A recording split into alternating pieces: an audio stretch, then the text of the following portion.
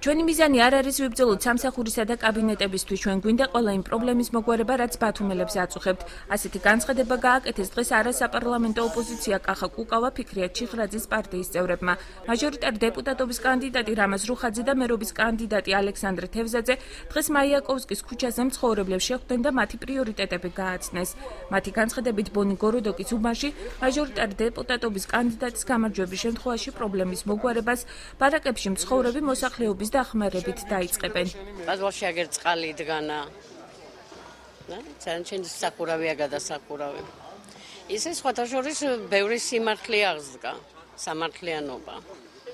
მე ჩემ თავზე გამოვცადე სამართლიანობა და ნამდვილად მაყოფილი დავჭირო, რომ სამართლიანობა იზეიმა. ჩვენი პრიორიტეტია ხალხის გვერდში დგომა, ჩემი ამორჩევლების გვერდში დგომა. ძალიან ბევრი გაჭირვებულია, სოციალურად გაჭირვებულებია. პირველი აქცენტი მე მაქვს მაინც მამ ხალხზე მაქვს. ბარაკებში ცხოვრობს ხალხი და ძალიან უჭირთ რა და მინდა პირველ რიგში მამ ხალხთან ურთიერთობა.